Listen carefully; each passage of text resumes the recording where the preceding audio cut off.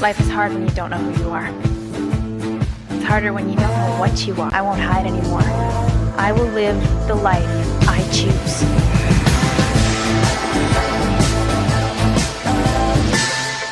The producers said they didn't mean it, but is ignorance enough to excuse blatant transphobia? Lost Girl is a Canadian supernatural drama television series that premiered on Showcase on September 12, 2010, and ran for 5 seasons. The series was created by Michelle Levretta and produced by Jay Firestone and Prodigy Pictures Incorporated, with the participation of the Canadian Television Fund. The initial premise centers on the gorgeous and charismatic Beau, a supernatural being called a succubus who feeds on the energy of humans, sometimes with fatal results. Refusing to embrace her supernatural clan and its rigid hierarchy, Beau is a renegade who takes up the fight for the underdog while searching for the truth about her own mysterious origins. Over the years, the show provided dynamite representation not just for powerful women, but queer people of all shapes, sizes, and colors. The show provided sexually charged plot lines that directly challenged or directly ignored patriarchal ideals and binary assumptions about gender and sexuality.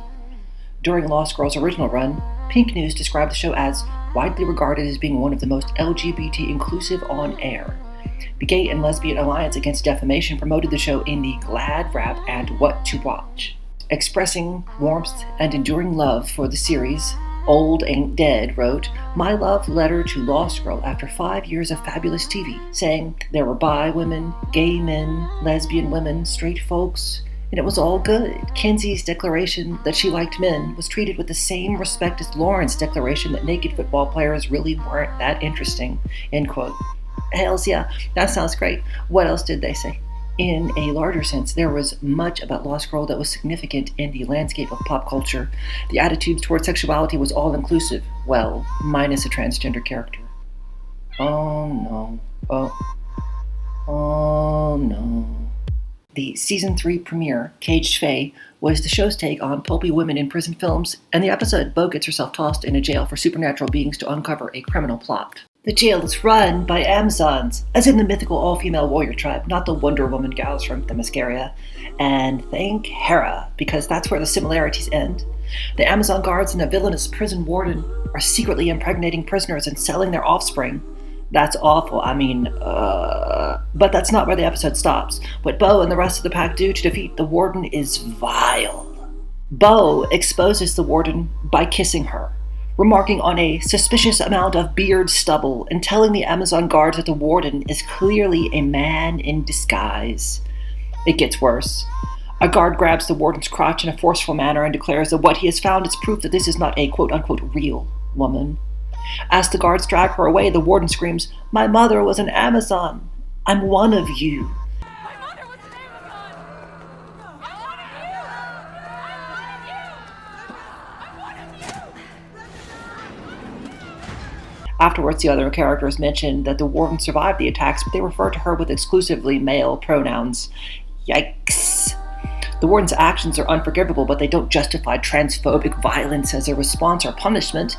But more than that, just because the warden is pure evil doesn't make her a man. As far as proving she's a woman, the warden has a lot in her favor. She has what some consider to be the cis-normative appearance of a woman. Her mother was an Amazon, and if there's any doubt, she tells us she's a woman. She knows she's a woman in her truest core because she is not just trans. She's from a group of shapeshifters known as the Leader.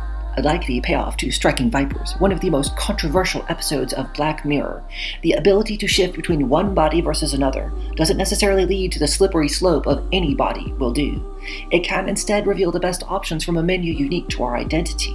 Much like the iconic Mystique from the X-Men franchise, being able to choose the exact form of her body empowers the warden to embrace which aspects of her identity remain true and constant. Woman is not merely what she wears, but who she is. To be honest, this all seems kind of obvious these days. The conversation has moved so far beyond the already debunked conservative centrist talking points that for a queer allied show like Lost Girl to get it so wrong so recently seems, well, less credible than meeting an actual succubus. By and large, critics and allies alike criticized the blatant transphobia in the episode. Lost Girl, Caged Fae, AV Club. The final revelation of the episodic plot regarding the Amazon warden felt so terribly like that. She's a man, baby. Melman from Austin Powers. I couldn't stand it. I just now saw Lost Girl Autostraddle. I've read absolutely nothing about Lost Girl anywhere except for a review of the first episode of the third season on AV Club to see if they said anything about the fact that it was the most transphobic thing I've seen on television in quite some time. GLAAD issued a statement condemning the outrageous transphobia, saying, "Whether or not you consider the prison warden to be a transgender character is open to interpretation, given that the character is a mythological shapeshifter. But there's no mistaking the scene that takes place at the end of the episode. The warden being discovered and then viciously attacked is a scenario tragically based in reality, but here is played out for the enjoyment of the audience. It's also evocative of the offensive claim that transgender women are quote-unquote tricking their way into female-only spaces for perverted or criminal purposes." Other notable alternative media blogs like Bellerico.com and planettransgender.blogspot.com played an important role in raising immediate awareness and need for public accountability from the studio. The people behind Lost Girl were among the strongest allies the queer community had ever seen, so it was not without surprise that despite their profoundly ignorant and transphobic episode, they were ready to acknowledge the harm and make amends. The studio issued a statement acknowledging the harmful impact. They explained that their ignorance came from a place of good intentions. They said they'd intended only to authentically represent a character based in folklore and mythology.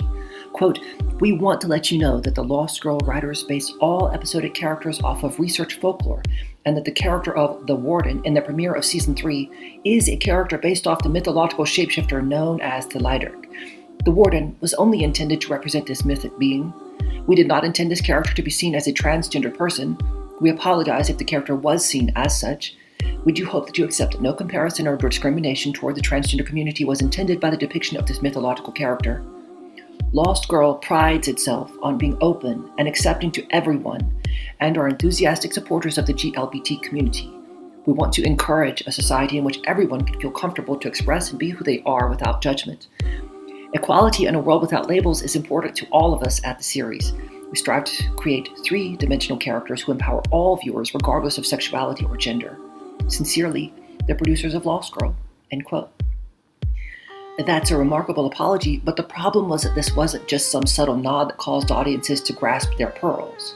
It's one thing when audiences vilify a character for the wrong reasons.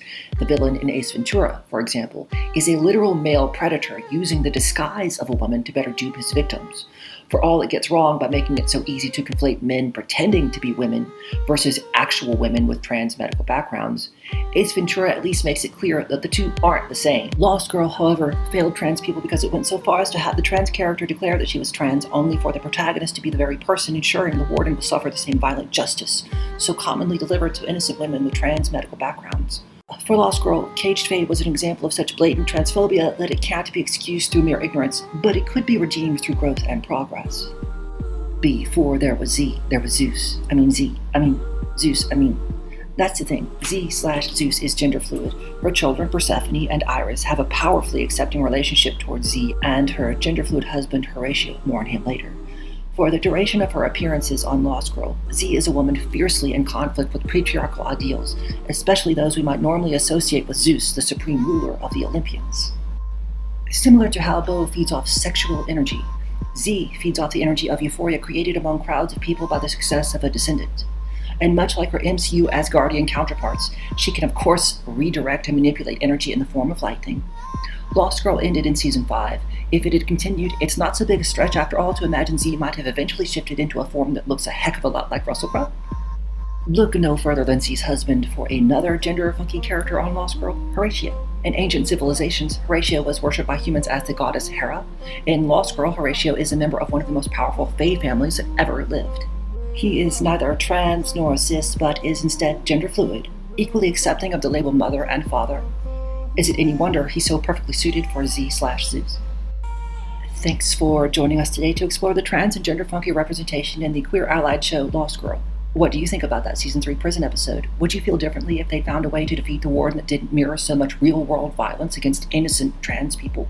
If you want more explorations of gender-funky moments in media, check out Why Barbie is Just Another Sequel to The Matrix, the amazing trans and intersex representation in the acclaimed first season of The Power, or listen to the most gender-funky version of Kanye West's Heartless to ever be put to music. Or if you just want to watch some TV, you can stream all 5 seasons of Lost Girl for free on the CW. Life is hard when you don't know who you are. It's harder when you don't know what you are. I won't hide anymore. I will live the life I choose. you.